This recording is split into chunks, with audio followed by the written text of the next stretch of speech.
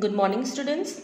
Today we are going to start with chapter 6, life process of class 10th. So first of all, we are going to see what are life processes. The basic functions performed by living organisms for their survival and body maintenance are called life processes. Each and every process that keep us alive is considered to be a life process, like nutrition, respiration, circulation, and excretion. These are considered to be main life process, and about them we are going to study in this chapter. The first life process, that is nutrition. So we are going to see the definition of this process.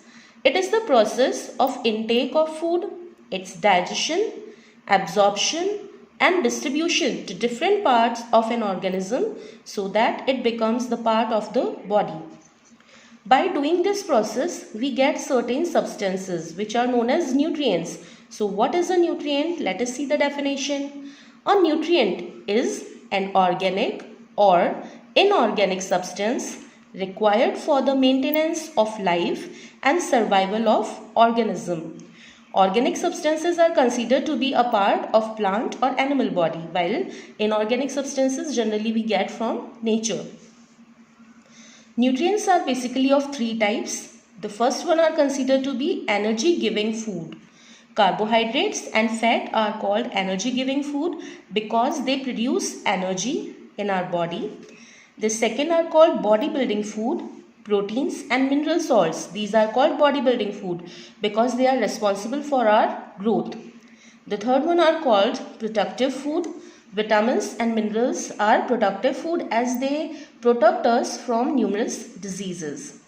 Now, what is the mode of nutrition? Mode of nutrition means how any organism get the nutrition. There are basically two types or two modes of nutrition. The first one is called autotrophic nutrition. Autotroph means auto means self and trophism means to prepare.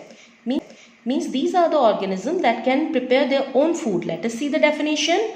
The mode of nutrition in which an organism make their own food by using raw materials and energy from surrounding or either we can say the environment. Now next thing, autotrophic nutrition can be of two types. The first one is photosynthetic. All the green plants, some protists and blue-green algae can make their own food by using carbon dioxide and water in presence of chlorophyll, which is the green pigment present in the leaves, and the energy given by sunlight. That is why the term is photosynthesis, means to make the food in presence of light. So the sunlight is used here and this entire process is called photosynthesis. And the organism which can do photosynthesis are called photosynthetic organisms. The second type of autotrophic nutrition can be chemosynthetic. These are the organisms like hydrogen bacteria or sulfur bacteria which obtain energy from some chemical. Either than getting the energy from sunlight, they are getting the energy from chemicals and get carbon from carbon dioxide and hydrogen from hydrogen sulfide to make their own food. Here is the chemical equation related with this. Carbon dioxide plus hydrogen sulfide in presence of light and bacteriochlorophyll, ethanol and water is formed and sulfur is released. About chemosynthetic, we are going to study in later classes. Right now we are focusing on photosynthesis. As I have told you in the definition that photosynthesis is a process in which green plants make their own food by using carbon dioxide, water. In presence of sunlight and chlorophyll, they make food in form of glucose. The C6H12O6 is glucose and oxygen is released as the byproduct. Now, what is the site of photosynthesis? Site of photosynthesis means where does photosynthesis takes place? The green pigment, that is chlorophyll, which is present in chloroplast in plant cells of leaves or other green plants, this process occurs, or we can say in the plants The part which are green, like it can be green stem or the green leaves, the cells of these parts have chloroplast, and these chloroplast have chlorophyll, and in these chlorophyll the process of photosynthesis takes place. Now, what are the sources of raw material? Means from where the plants get the raw material for the process. The first raw material, that is carbon dioxide. So leaves get this, leaves of plants have tiny pores which are known as stomata. You have studied about them in previous classes, and these stomatas are present in large number at lower surface of the leaf. And by the process of simple diffusion, carbon dioxide enter in the leaf from the air. While the aquatic plants, the plants which grow in water, take carbon dioxide which is dissolved in water. So in this way, the first raw material enter the leaves. The second raw material is water. We know that roots absorb water along with dissolved salts. And by the help of xylem tissue, about xylem tissue you have studied in class 9th, these are responsible for conduction of water. This water and mineral salts reaches to the veins which are present in the leaves, and later on the leaf cells get this water and salts. The last thing which is required for the process is energy. So energy from sun, that is solar energy, is trapped by chlorophyll that convert light energy to chemical energy. In this way, all the required material enter the leaves. Now, phases of photosynthesis. How does the photosynthesis occurs? It occurs basically in two phases. The first phase is called light phase. As the name suggests, to occur this phase, light is necessary. So what processes take place during this phase? Let us see them. Chlorophyll, which is present in the leaf cells, it absorbs visible light energy, and it gets excited. The chlorophyll gets excited by absorbing the visible light energy, and it emits out electrons. These emitted electrons, they channeled through electron transport chain and get available for various purposes. Now the first thing, formation of ATP. Now here ATP is formed by using light energy. That's why this process is called photophosphorylation. What happens here, that ADP molecules, those are already present in the cell, adenosine diphosphate, they add up with inorganic phosphate which comes along with the water. They both join together in presence of light energy and form ATP, adenosine triphosphate. Diphosphate means two phosphate groups are already present here and one phosphate group is adding up here. So it becomes triphosphate group, that is adenosine triphosphate. Now the next step comes where photolysis of water takes place. Photolysis means the water is going to break down by using light energy. The same thing happens here. The water, it break down in presence of light energy to form hydrogen ions and oxygen gas. These hydrogen ions are used in later processes to reduce the substances, while this oxygen is released from the leaves as a byproduct. The stomatas are there, they release this oxygen by the process of diffusion, and this oxygen is used up by all the other animals and plants for the process of respiration. Now the next thing is synthesis of NADPH. What is NADPH? As the hydrogen ions are added up here, that is why the term reduced is added. So it is reduced nicotinamide adenine dinucleotide phosphate. How it is formed? That NADP molecules are already present in the leaves. They are added up with these hydrogen ions and it forms NADPH. And I told you already that when hydrogen is added, we say that it is reduced. So it becomes reduced nicotinamide adenine dinucleotide phosphate. In this way, the light reaction takes place. Next comes the dark phase. Now, dark phase is basically, it does not require light energy to take place. Here, the thing what is happening is that reduction of carbon dioxide takes place. Earlier, I have told you that addition of hydrogen is called reduction. So in carbon dioxide, hydrogen is going to be added up. And from where they are going to get the hydrogen? It is from the NADPH. We see that hydrogen gets added with NADPH. Now this hydrogen is going to be provided for carbon dioxide. And for this process, the energy the plants get from ATPs, which are formed in light process. This entire process is called Calvin cycle. When carbon dioxide added up with hydrogen, glucose molecules are formed. C6H12O6, these are glucose molecules. As we have seen the dark phase, RUBP, that is ribulose biphosphate, it acts as an enzyme. To complete this process, this enzyme is necessary. So this all was about autotrophic nutrition. The second mode of nutrition is called heterotrophic nutrition. What is heterotrophic nutrition? So this is the mode of nutrition in which the organism cannot make their own food by using raw material and energy from environment. Rather, they depend on other plants and animals for their food. And such organisms are called heterotrophs. This process is called heterotrophic nutrition, and these organisms are called heterotrophs. The examples of such organisms are fungus, bacteria, amoeba, non-green plants, all the other animals including human beings. So they are not able to make their own food and they are going to depend on another plants and animals for their food. What are the different types of heterotrophic nutrition? Let us see them one by one. The first type of heterotrophic nutrition is called saprophytic nutrition. In this, the organism feed on dead and decayed organisms for their food.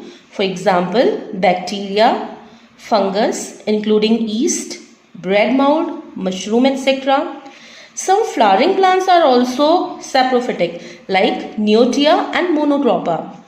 What do? They act by releasing digestive enzymes on the dead bodies of plant and animals and convert them into sap, and then they suck that sap to get their nutrition.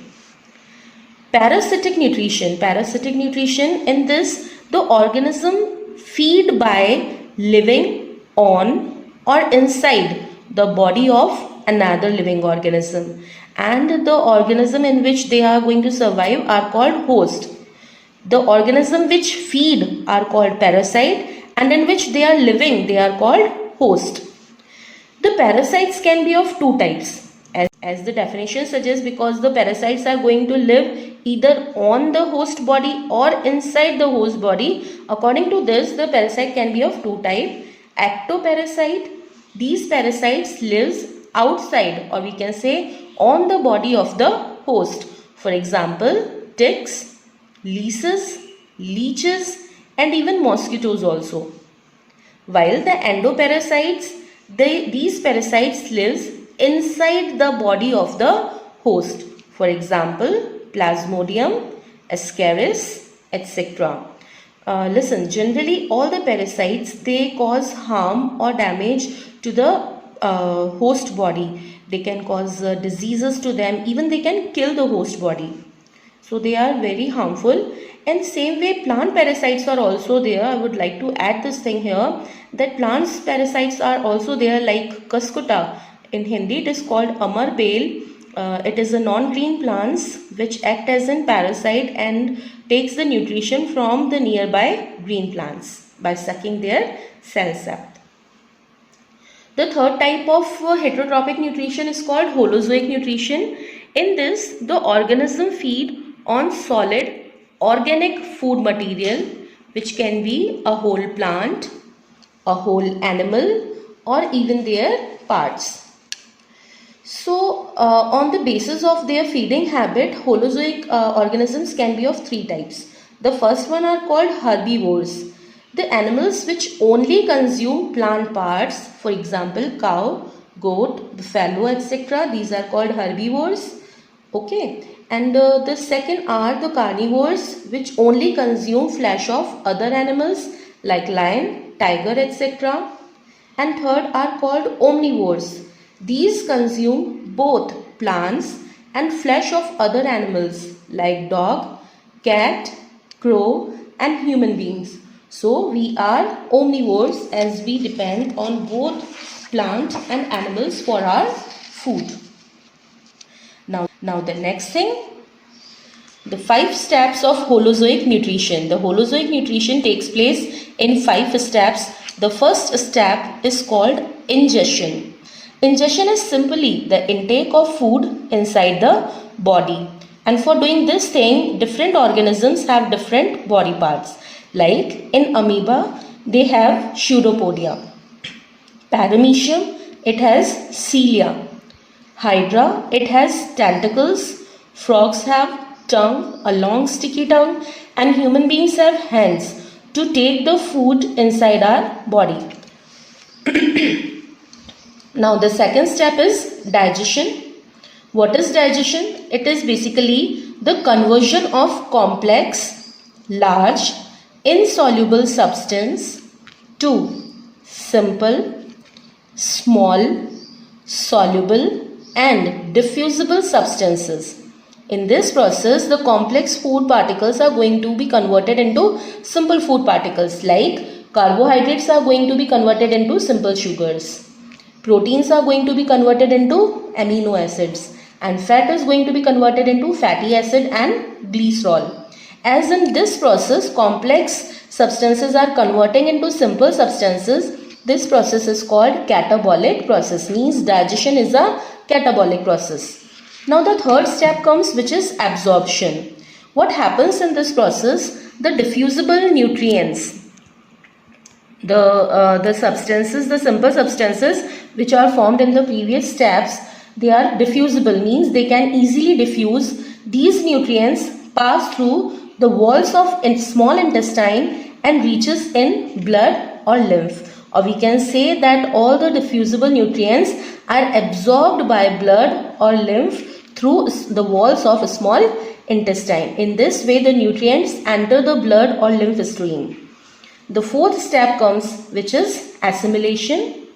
The simple molecules which reform complex molecule. In this process, the simple molecules are again going to form the complex molecules, which later on become a part of our body and helps in our growth and repairment of the tissue. So here what is happening, that simple substances are converting into complex, just opposite to this process. In this, complex was converted into simple, but in this process the simple substances are converting into complex substances. That's why assimilation is called anabolic process. So what happens here? Amino acids are again converted into protein, which are used for muscle development, which enhance our growth.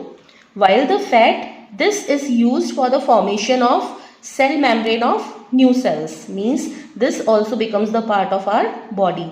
And the glucose, it is used up during the process of respiration to produce energy. In this way, all the nutrients are used up by our body during assimilation. The last process of nutrition is called egestion. Egestion is simply the expelling out the undigested food with excess of water and unused digestive enzymes in form of feces, as they are not used up by our body or they are not useful to our body. So now we are going to see nutrition in lower organism like amoeba. Amoeba is basically a holozoic organism which is going to take the entire food. Omnivores means it depend on plant and animal part also, and unicellular as its body is made up by single cell. They feed on, amoeba basically feeds on bacteria, paramecium, diatoms and algae. The method of nutrition by which the amoeba takes in its food is called phagocytosis or endocytosis. So what happens during the nutrition in amoeba? Let us see step by step. The first process is, as we have discussed earlier, ingestion. So to ingest or to intake the food, pseudopodia appears on the cell surface of amoeba. Later on, a structure is formed around the prey which is called food cup. The opening of the food cup gets narrower and narrower, and after a while the food is taken inside the food vacuoles along with some water. Let us see this by a small diagram here. So this is amoeba which lives in water, and the food particles floats near to it. This is the food particle. Now later on the amoeba it starts developing pseudopodia. These finger-like projections are called pseudopodia, and the structure formed here, the cup-like structure, it is the food cup. Later on its opening becomes narrower and narrower, and finally the food particles gets entered in the amoeba body in a structure which is called food vacuole. And in food vacuole, not only the food particle is there, there is some water also present in it. Now what happened in the food vacuole? We have seen in 9th class that lysosomes are also present in cell which have the strong digestive enzymes. So in amoeba, the food vacuoles fuses with lysosomes which have digestive enzymes, and these digestive enzymes, they break down the food particles into simpler form. In this way the digestion of the food completes. Next, absorption and assimilation. The diffusible nutrients, whatever the simple nutrients are formed after the digestion, they pass through the membrane of vacuole, and these nutrients enter in the cytoplasm. And during the assimilation, I have told you, these simple nutrients again recombine to form complex compounds, and these complex compounds help in the growth of amoeba by being a part of its body. Later on, the last part is egestion. Vacuoles with undigested food move towards the cell membrane and burst open to throw the waste outside. Let us check it in the diagram. See here, the food vacuoles, it generally move downwards in presence of that gravitational force, and it ruptures. When food vacuole ruptures, all the waste material is thrown out of the amoeba's body. This is called egestion. And as soon as it ruptures and throw out all the waste, the cell membrane regenerates itself. So in this way, the nutrition in amoeba takes place. Now, the next topic is nutrition in human beings. The process of nutrition in human being is a very complex one, as our body is very complex. So a highly developed digestive system is present in human body. This digestive system consists of two main things. First is a long alimentary canal which runs from mouth to anus, and the second thing are the digestive glands, associated digestive glands. So let us see them one by one. Alimentary canal has several parts. The first is mouth. Mouth is a transverse opening which is bounded by lips, and this is to intake the food. Means we take the food inside from the mouth itself. The mouth is open in a buccal cavity, and buccal cavity has some other organs in it. The first one is tongue, which is a muscular organ. Its function is to identify the taste, mix the food with saliva, and also to swallow the food. Apart from tongue, teeth are also present in the buccal cavity. 32 teeth are there, 16 in each jaw. Teeth are responsible for cutting, chewing, and grinding of food. We can say that mechanical digestion is done by teeth.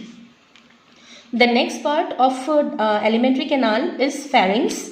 It is basically a chamber where food pipe and windpipe cross each other.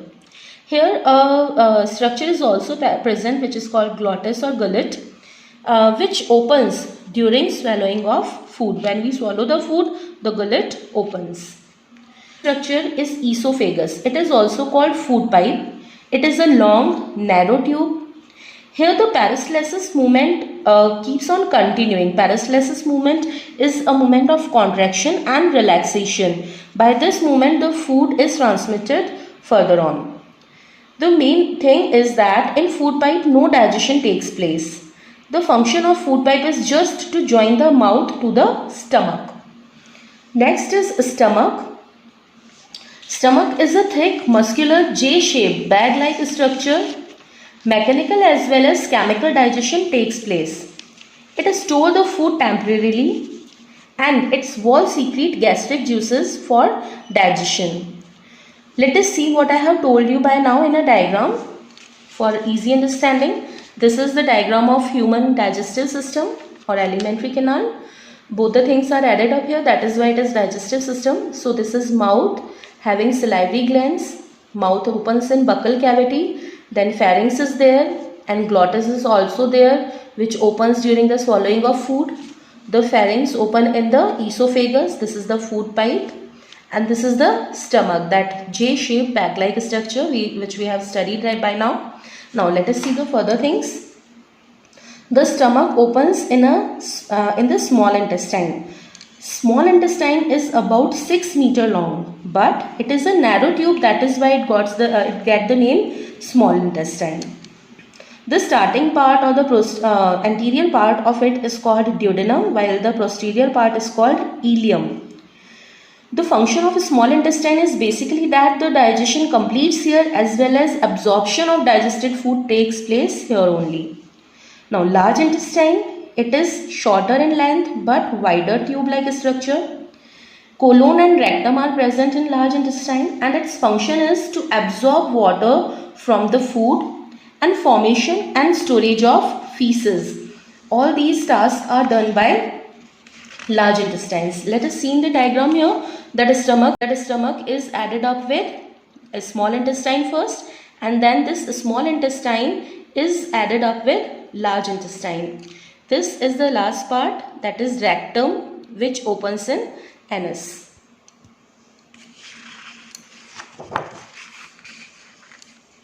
So the last part of alimentary canal is an opening which is called anus.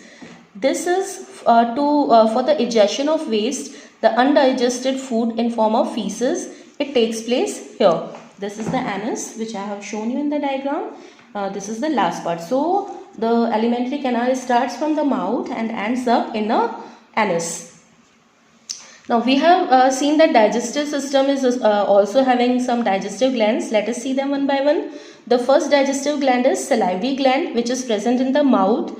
It secretes saliva, a watery liquid which contains salivary amylase enzyme. This enzyme is responsible for the digestion of carbohydrate. It converts carbohydrate into simple sugar. We can say that the digestion has started in the mouth itself by the help of salivary amylase, which is present in saliva. The next gland is called gastric gland. These glands are present in the walls of stomach, which secrete gastric juices. The third associated gland is liver, which secrete bile juice, which is stored in gallbladder. The next is pancreas, which secretes pancreatic juices, and they are dumped in small intestine. And then intestinal glands, which secrete intestinal juices, which are also known as succus and entericus. Let us see in the diagram some glands, their location. The salivary gland, it is present in the mouth. This is the liver, in which bile juice is produced, and gallbladder, where it is stored. And this is the pancreas. So these are the glands, and certain juices are also released from the inner wall of stomach as well as intestine also. Now we are going to see the process of nutrition in humans. How does this process occurs? Again, we are going to see that the 5 steps of nutrition one by one. The first one is ingestion. It is the simple process of intake of food by hands to mouth. We simply pick our food by hand and put it inside the mouth. In this way, the process of ingestion takes place. Now digestion. The digestion is a complex process and it takes place in different organs. Let us see them one by one. The first and the foremost thing is mouth. The digestion starts here. The teeth, we have seen that 32 teeth are present here, which cut, chew and grind the food, or we can say that they mechanically digest the food. Here saliva is also present, in which salivary amylase is there. It is the enzyme which convert carbohydrate into maltose. At this time the pH level of mouth is about 6.8. In this way we can say that partial digestion of the food starts here, but the main thing is that the protein and fat do not start digesting here. Only the carbohydrate digestion starts up here. And the chewed food which is present right now here along with the saliva is called bolus. Now this bolus moves to stomach. In a stomach, certain things are present, certain substances are present. Let us see them and their function. The first thing is mucus. The inner lining of stomach is having a thick layer of mucus. It hydrates the food, means it makes the food moist and soft. It also protects inner lining of stomach from action of hydrochloric acid. As hydrochloric acid is corrosive in nature, it can damage the inner lining of stomach. So mucus is there to protect the stomach so that it do not get damaged. Now hydrochloric acid, it neutralizes the action of saliva which comes along with the food from the mouth. So hydrochloric acid, it neutralizes its effect. It kills certain bacteria if they enter along with the food. Also, hydrochloric acid provide acidic medium in the stomach which is necessary to activate pepsin enzyme so that this pepsin enzyme can digest protein. Along with mucus and hydrochloric acid, stomach also has pepsin enzyme. What is the function of pepsin enzyme?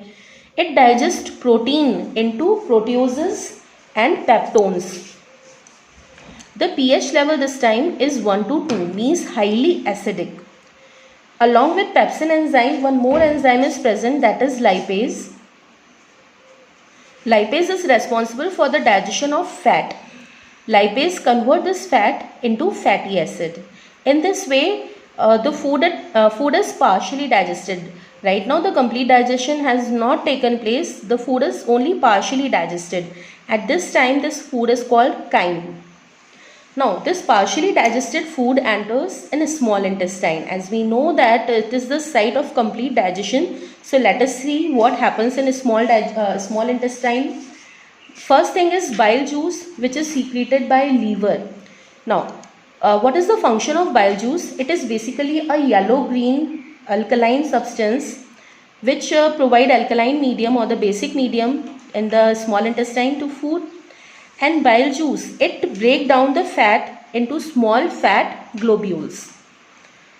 Next, from pancreas, small intestine gets pancreatic juices which also have certain enzymes. Let us see their function. The first enzyme is trypsin and its function is to convert peptones which are formed here in the stomach.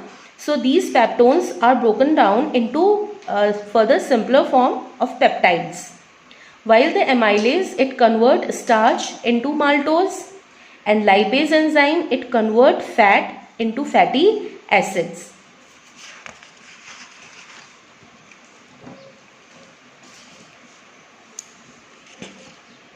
Along with the pancreatic juices, intestinal wall also secrete intestinal juices having certain digestive enzymes. So let us see their function also. The first digestive enzyme is aminopeptidase. It digests peptides which are formed in the previous step, convert into amino acids. The amylase, it converts starch into maltose, and maltase, it converts this maltose into glucose. This is the simplest sugar. The last thing is fat. The lipase converts this fat into fatty acid and glycerol. In this way, the entire food is converted into its simplest form. The proteins are finally converted into amino acids. The carbohydrate and starch are finally converted into glucose, and the fat is finally converted into fatty acid and glycerol. These are the simplest molecules. Now the third step takes place, that is absorption. Walls of a small intestine, that is ileum, the last part or the posterior part of a small intestine is called ileum. It has about 4 million finger-like projections called villi, and villi also have microvilli in them. These villi, they increase the food absorption surface so that the maximum digested food can be absorbed, and these are surrounded by blood and lymph capillaries. So what happened here, that the fatty acid, cholesterol and glycerol, these are absorbed and dumped in the lymph stream. while the water, minerals, sugar and amino acids are absorbed and dumped in the blood, and by the blood and lymph all these nutrients travel through each and every cell of our body. Now what happens inside the body cells? The process of assimilation takes place in our each and every single cell. Here the amino acids are again converted into protein, which are used up for growth and repairment of the tissue. The excess of amino acids return to liver and it is converted into urea.